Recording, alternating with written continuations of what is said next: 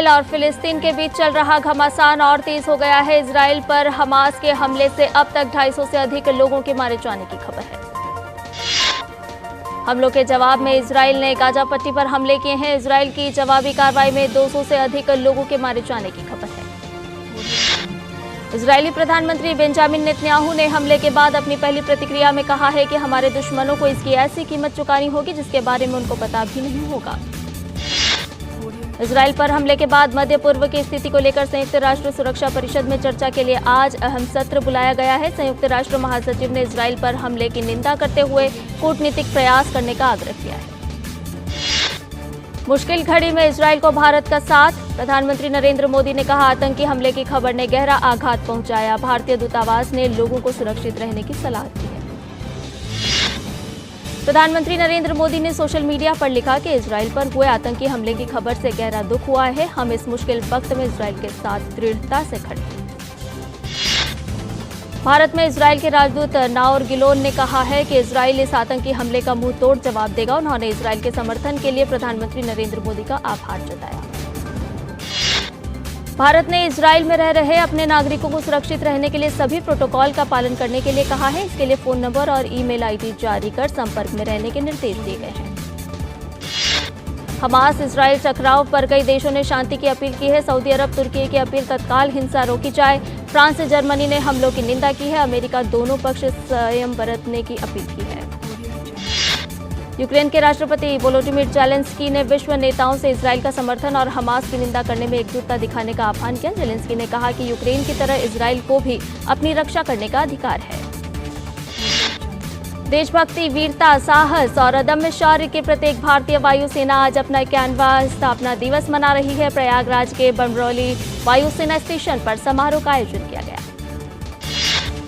यह पहली वायुसेना दिवस परेड है जिसकी कमान किसी महिला अधिकारी ने संभाली। परेड में पूरी तरह से अग्निवीर वायु महिलाओं की टुकड़ी ने भी हिस्सा लिया। वायुसेना प्रमुख air chief marshal V R. Chaudhary ने परेड की समीक्षा की। वायुसेना प्रमुख ने कहा कि वायुसेना कर्मी पूरी दृढ़ता के साथ अपनी भूमिका निर्वहन करते हैं। 91वें स्थापना दिवस के अवसर पर वायुसेना प्रमुख air chief marshal V R. Chaudhary ने नए वायुसेना ध्वज का अनावरण किया। राष्ट्रपति द्रौपदी मुर्मू ने वायुसेना दिवस की शुभकामनाएं दी हैं। राष्ट्रपति ने एक्स पर कहा कि वायुसेना दिवस पर हमारे सभी वायु योद्धाओं और उनके परिवारों को बधाई। उपराष्ट्रपति जगदीप धनखड़ ने भी वायुसेना दिवस की बधाई दी है। उपराष्ट्रपति ने एक्स पर कहा कि वायुसेना दिवस पर हम भारतीय वायुसेना के उन बहादुर पुरुषों और महिलाओं को सलाम करते हैं जो हमारे देश की संप्रभुता और सुरक्षा की रक्षा करते हुए आसमान में उड़ान भरते हैं। प्रधानमंत्री नरेंद्र मोदी ने वायुसेना दिवस की शुभकामनाएं देते हुए एक्स पर कहा कि भारतीय वायुसेना की वीरता, प्रतिबद्धता और समर्पण पर गर्व है। केंद्रीय गृह मंत्री अमित शाह ने भारतीय वायुसेना दिवस पर वायुसेना कर्मियों को शुभकामनाएं दी हैं। अमित शाह ने एक्स पर कहा कि इस शुभ अवसर पर मैं राष्ट्र की संप्रभुता की रक्षा के लिए उनकी अमूल्य सेवा और बलिदान को याद करता हूं। बेंगलुरु के अट्टीबेले में शनिवार शाम को एक पटाखे की दुकान में भीषण आग लग गई जिसमें 13 श्रमिकों की जलकर दर्दनाक मौत हो गई। कर्नाटक सरकार ने मृतकों के परिजनों के लिए 5-5 लाख रुपए के मुआवजे की घोषणा की है और जांच के आदेश दे दिए हैं। प्रत्यक्षदर्शियों के मुताबिक कैंटर गाड़ी से पटाखे की पेटियां उतारते समय बालाजी क्रैकर्स की दुकान में आग लग गई। इसके बाद देखते ही देखते आग ने दुकान और गोदाम को अपनी चपेट में ले लिया। केंद्रीय वित्त मंत्री निर्मला सीतारमण की अध्यक्षता में दिल्ली में जीएसटी काउंसिल की 52वीं बैठक संपन्न हुई। बैठक में राज्यों और केंद्र शासित प्रदेशों से वित्त मंत्रियों ने भाग लिया। वित्त मंत्री निर्मला सीतारमण ने कहा कि परिषद ने इस न्यायाधिकरण के अध्यक्ष और सदस्यों की नियुक्ति को लेकर एक अहम फैसला लिया है। उन्होंने बताया कि अध्यक्ष और सदस्यों का कार्यकाल अधिकतम 70 वर्ष की आयु तक होगा। पहले यह 67 वर्ष था। वित्त मंत्री ने कहा कि मिलेट्स अथवा श्री अन्न को बढ़ावा देने के लिए जीएसटी काउंसिल ने फैसला लिया है कि यदि पाउडर के रूप में बाजरा या अन्य मिलेट्स को किसी अन्य आटे के साथ मिश्रित किया जा रहा है जहां वजन के अनुसार कम से कम 70% मिलेट है तो उन उत्पादों पर 0% जीएसटी लगेगा। केंद्रीय गृह मंत्री अमित शाह शनिवार को उत्तराखंड के दौरे पर थे। अमित शाह देहरादून में आयोजित 49वीं अखिल भारतीय पुलिस विज्ञान कांग्रेस में शामिल हुए।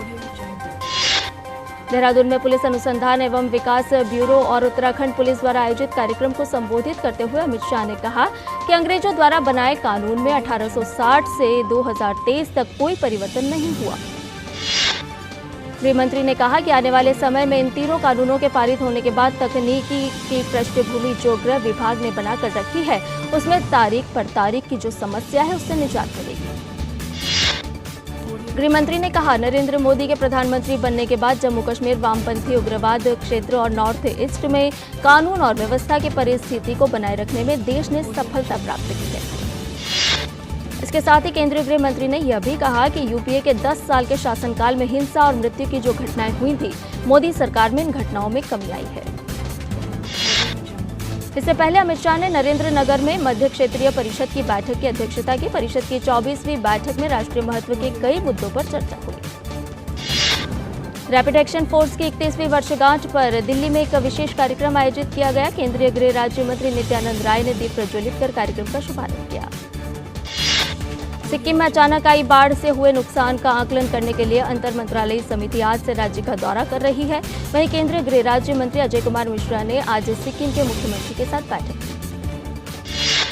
सिक्किम के मुख्यमंत्री प्रेम सिंह तमांग ने कहा कि संकट के समय में भारत सरकार हमारे साथ खड़ी है। मुख्यमंत्री ने केंद्रीय गृह राज्य मंत्री के साथ हुई बैठक की जानकारी दी।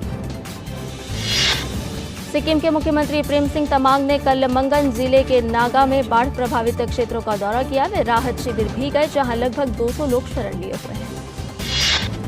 वहीं रक्षा मंत्री राजनाथ सिंह ने सिक्किम में आई बाढ़ में 8 सैन्य कर्मियों सहित कुछ लोगों के मारे जाने पर दुख व्यक्त किया है।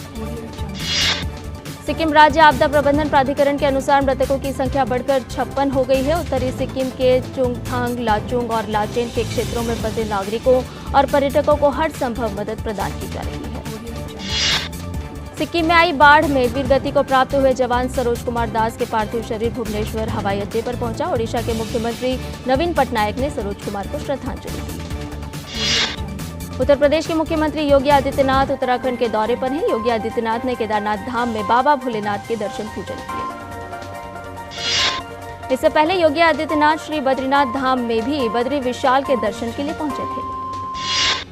लद्दाख पर्वतीय विकास परिषद कारगिल चुनाव के लिए आज मतों की गिनती की जा रही है। मतगणना केंद्र पर सुरक्षा के पुख्ता इंतजाम किए गए हैं। 30 सदस्यीय परिषद के लिए 26 सीटों पर मतदान हुआ था। चुनाव में 77.61% वोट पड़े थे। चुनाव में भाजपा के 17, कांग्रेस के 21, नेकां के 17 और आप के 4 उम्मीदवार मैदान में हैं। 26 निर्दलीय भी भाग्य आजमा रहे हैं। फिलहाल नेशनल कॉन्फ्रेंस का परिषद पर कब्जा है। अंडमान सागर में आज सुबह 3:20 पर भूकंप आया। राष्ट्रीय भूकंप विज्ञान केंद्र ने बताया कि रिक्टर स्केल पर इसकी तीव्रता 4.3 मापी गई। पश्चिम बंगाल में नागरिक निकाय भर्ती में घोटाले के सिलसिले में सीबीआई ने बड़ी कार्रवाई की है। पश्चिम बंगाल के मंत्री फिरहाद हकीम और पूर्व मंत्री मदन मित्रा के परिसरों पर छापा मारा गया। कलकत्ता उच्च न्यायालय की पीठ ने इस साल 21 अप्रैल को सीबीआई को नगर निगम भर्ती घोटाला मामले की जांच अपने हाथ में लेने का आदेश दिया था। दिल्ली पुलिस ने जाली नोट छापने वाले अंतर्राज्यीय गिरोह का भंडाफोड़ करते हुए 7 लोगों को गिरफ्तार किया है। इनके पास से 19,74,000 के नकली नोट व मशीन मिले। वहीं पूर्वी दिल्ली की पटपड़गंज इंडस्ट्रियल एरिया थाना पुलिस ने नकली नोट की तस्करी करने वाले भारत और नेपाल के 4 तस्करों को गिरफ्तार किया है। आरोपियों के पास से लाखों रुपए के नकली भारतीय और नेपाली नोट मिले हैं। कर्नाटक के मांडिया में बनमूल डेयरी में आग लग गई है। मौके पर दमकल की गाड़ियां मौजूद हैं। अभी तक किसी के हताहत होने की सूचना नहीं है। जम्मू कश्मीर के उपराज्यपाल मनोज सिन्हा ने श्रीनगर में वन्यजीव सप्ताह वॉकथॉन का हरी झंडी दिखाकर उद्घाटन किया। वॉकथॉन में छात्र और स्थानीय समुदायों ने भी भाग लिया, जिसमें वन्यजीव संरक्षण पर जोर दिया गया। मध्य प्रदेश के जबलपुर में एक निर्माणाधीन फ्लाईओवर गिरने से करीब 7 मजदूर दब गए, जिसमें एक मजदूर की मौत हो गई और घायल मजदूरों को अस्पताल पहुंचाया गया है। जबलपुर के मुख्य पुलिस अधीक्षक रितेश कुमार ने बताया कि शिवाजी चौक के पास एक फ्लाईओवर का निर्माण किया जा रहा था। हादसे की जानकारी मिलने के बाद पुलिस और प्रशासन की टीम मौके पर पहुंची। उत्तर प्रदेश के कई भागों में डेंगू के बढ़ते मामलों को लेकर राज्य के उप मुख्यमंत्री ब्रजेश पाठक ने कहा कि स्थिति पूरी तरह नियंत्रण में है। हमने अलीगढ़, बरेली और गोरखपुर मंडल की समीक्षा की है। अस्पतालों में बेड और दवाइयों की उपलब्धता सुनिश्चित की जाएगी। और अरुणाचल प्रदेश में लगातार बारिश के बाद गुवाहाटी में ब्रह्मपुत्र नदी का जलस्तर बढ़ रहा है। वहीं एसडीआरएफ और जिला प्रशासन की ओर से राहत उपाय जारी है। असम में बाढ़ से प्रभावित इलाकों में खाद्य सामग्री वितरित की जा रही है। मौसम विभाग के अनुसार अनिल नगर, नवीन नगर, बमुनी मैदान, काहिलीपारा, रुक्मणी गांव बाढ़ से प्रभावित है। मध्य प्रदेश विधानसभा चुनाव के लिए उम्मीदवारों को अंतिम रूप देने के लिए दिल्ली में कांग्रेस की केंद्रीय चुनाव समिति की बैठक हुई। बैठक में कांग्रेस अध्यक्ष मल्लिकार्जुन खड़गे, कांग्रेस सांसद सोनिया गांधी, पार्टी के कई वरिष्ठ सदस्य उपस्थित थे। तिरुवनंतपुरम के केरल में केरलियम सांस्कृतिक उत्सव मनाने के लिए साइकिल रैली का आयोजन किया गया। सभी लोगों ने सड़कों पर साइकिल रैली कर उत्साह मनाया। चंद्रयान आदित्य L1 के बाद अब अंतरिक्ष में गगनयान मिशन भेजने की तैयारी अंतिम चरण में है। भारतीय अंतरिक्ष अनुसंधान संगठन ने गगनयान के संबंध में सोशल मीडिया एक्स पर जानकारी और तस्वीरें साझा की। इसरो ने कहा कि गगनयान मिशन के लिए मानव रहित उड़ान परीक्षण शुरू करेगा। Flight test vehicle abort mission 1 TVD-1 की तैयारी चल रही है, जिसमें क्रू एस्केप सिस्टम के प्रदर्शन शामिल हैं। गगनयान मिशन के तहत 4 महत्वपूर्ण परीक्षण किए जाने हैं, जिसमें इस महीने परीक्षण यान TVD-1 का परीक्षण किया जाएगा। इसके बाद दूसरे परीक्षण यान TVD-2 और पहले मानव रहित गगनयान LVM-3G1 का परीक्षण किया जाएगा। लखनऊ में शनिवार को इंदिरा गांधी प्रतिष्ठान में केंद्रीय मंत्री डॉक्टर वीरेंद्र कुमार ने 9 दिवसीय शिल्प समागम मेले का शुभारंभ किया। केंद्रीय वित्त मंत्री निर्मला सीतारमण की अध्यक्षता में हुई जीएसटी परिषद की 52वीं बैठक में शीरे पर जीएसटी 28% से घटाकर 5% करने का फैसला लिया गया। इससे गन्ना किसानों को फायदा होगा। केंद्रीय मत्स्य मंत्री पुरुषोत्तम रुपाला ने कहा है कि प्रधानमंत्री मत्स्य संपदा योजना के अंतर्गत मछुआरा समुदाय की महिलाओं को 60% सब्सिडी दी गई है।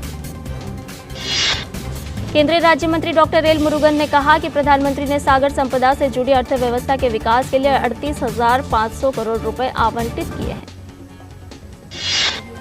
केंद्रीय मंत्री डॉक्टर जितेंद्र सिंह ने कहा कि भारत चिकित्सा प्रौद्योगिकी और उपकरण का वैश्विक केंद्र बनने के लिए तैयार है। उन्होंने कहा कि देश में चिकित्सा उपकरण बाजार मौजूदा समय में $11 अरब का है, जो वर्ष 2050 तक अनुमानित $50 अरब का होगा। कार्यालय परिसंपत्तियों में रफ्तार धीमी होने के कारण इस वित्त वर्ष के जुलाई से सितंबर तिमाही में रियल एस्टेट में संस्थागत निवेश 21% घटकर $79.34 करोड़ रह गया। बीते वित्त वर्ष में यह $100.21 करोड़ था। राष्ट्रीय वित्तीय रिपोर्टिंग प्राधिकरण ने लैक्सिस ग्रेनिटो इंडिया लिमिटेड के ऑडिट में खामियां मिलने पर एक ऑडिट फर्म समेत 2 ऑडिटर्स पर 15 लाख रुपए का जुर्माना लगाया है। सरकार बासमती चावल के न्यूनतम निर्यात मूल्य को $1200 प्रति टन से घटाकर $850 प्रति टन करने पर विचार कर रही है। केंद्रीय मंत्री पीयूष गोयल के साथ हुई बैठक में विभिन्न खाद्य उत्पाद आयातकों ने इस मुद्दे को उठाया था।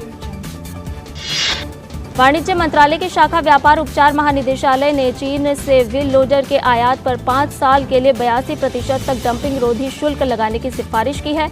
बता दें कि व्हील लोडर का इस्तेमाल बुनियादी ढांचे और खनन क्षेत्रों में किया जाता है।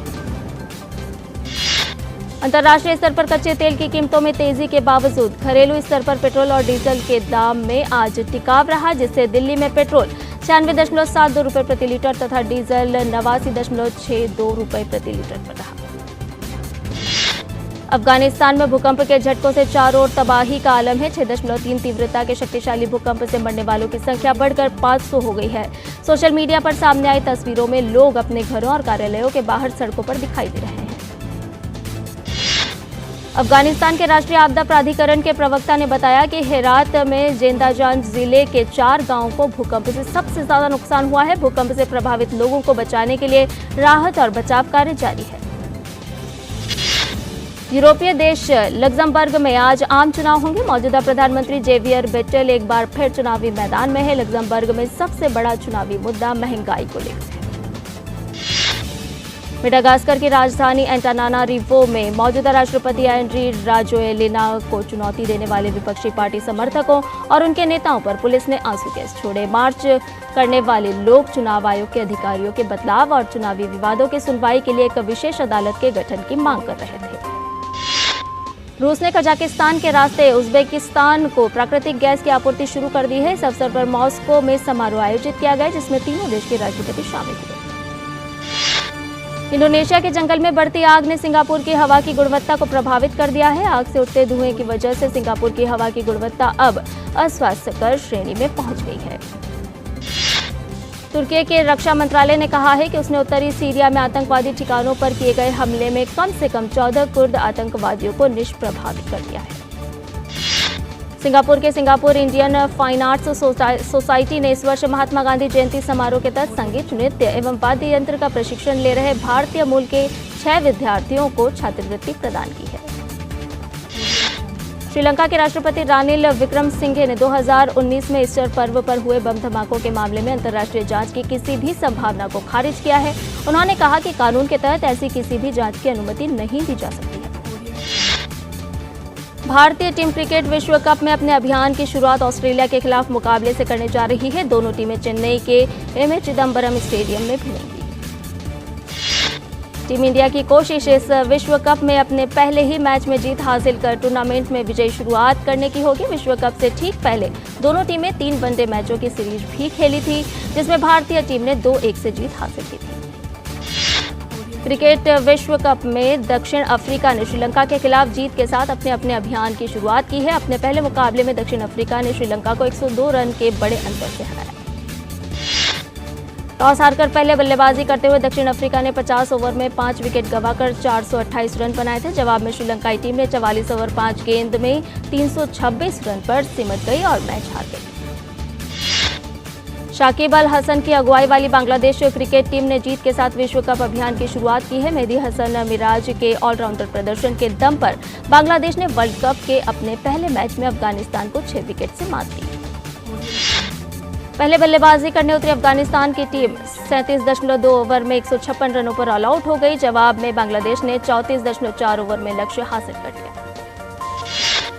चीन के हांगझू में आयोजित हुए 19 एशियाई खेलों का आज समापन होगा। एशियाई खेलों के मौजूदा संस्करण में भारत ने अपना सर्वश्रेष्ठ प्रदर्शन करते हुए अपने सफर को खत्म किया है। इन खेलों में भारत ने 28 स्वर्ण सहित 107 पदक अपने नाम कर इतिहास रचा। यह एशियाई खेलों में भारत का सर्वश्रेष्ठ प्रदर्शन है। शनिवार के दिन भारत ने शानदार प्रदर्शन करते हुए 6 स्वर्ण, 4 रजत और 2 कांस्य पदक सहित कुल 12 पदक जीतने में सफलता पाई। प्रधानमंत्री नरेंद्र मोदी ने 100 पदक के आंकड़े को पार करने पर भारतीय दल को बधाई दी है। पीएम मोदी ने बधाई देते हुए जानकारी दी कि वो 10 तारीख को एशियाई खेलों के दल की मेजबानी करने और हमारे एथलीटों के साथ बातचीत करने के लिए उत्सुक हैं। केंद्रीय खेल मंत्री अनुराग सिंह ठाकुर ने एशियाई खेलों में 100 पदक जीतने पर खिलाड़ियों को बधाई दी है। उन्होंने कहा कि इससे भविष्य के खिलाड़ियों को प्रेरणा मिलेगी। भारतीय पुरुष क्रिकेट टीम ने भी स्वर्ण पदक जीतने में सफलता पाई है। अफगानिस्तान के खिलाफ खेला गया फाइनल बारिश के कारण रद्द हुआ। बेहतर वरीयता के कारण भारतीय टीम विजेता बनी। बैडमिंटन के पुरुष युगल में चिराग शेट्टी और सात्विक साईराज की जोड़ी ने देश को ऐतिहासिक स्वर्ण पदक दिलाया। चिराग और सात्विक ने फाइनल में कोरिया की जोड़ी को हराया। एशियाई खेलों के इतिहास में बैडमिंटन में भारत का ये पहला स्वर्ण पदक है। भारत की पुरुष कबड्डी टीम ने स्वर्ण पदक जीतने में सफलता पाई। रोमांचक फाइनल मुकाबले में भारत ने ईरान को 33-29 से शिकस्त दी। फाइनल मुकाबले में काफी विवाद भी देखने को मिला, जब एक विवादास्पद फैसले के चलते मैच लगभग आधे घंटे तक रुका रहा। आखिरकार फैसले को पलटा गया और भारत के पक्ष में फैसला दिया गया है। इससे पहले महिला कबड्डी टीम ने स्वर्ण पदक जीतकर भारत को 100वां पदक दिलाया। फाइनल में महिला कबड्डी टीम ने चीनी ताइपे को हराकर स्वर्ण पदक जीता। एशियन गेम्स में भारत के शानदार प्रदर्शन पर रेत से कलाकृतियां बनाने वाले विश्व प्रसिद्ध कलाकार सुदर्शन पटनायक ने पुरी में एक कलाकृति बनाई। कोर्ट रूम ड्रामा फिल्म होगी, जिसका बैकड्रॉप राम जन्मभूमि मामले से जुड़ा हुआ है। बाहुबली की देवसेना यानी अनुष्का शेट्टी की फिल्म मिस शेट्टी मिस्टर पोली शेट्टी ने नेटफ्लिक्स पर रिलीज होने के बाद ट्रेंडिंग फिल्मों को पीछे छोड़ दिया है। वह ट्रेंडिंग मूवीज में नंबर 2 पर ट्रेंड कर रही है।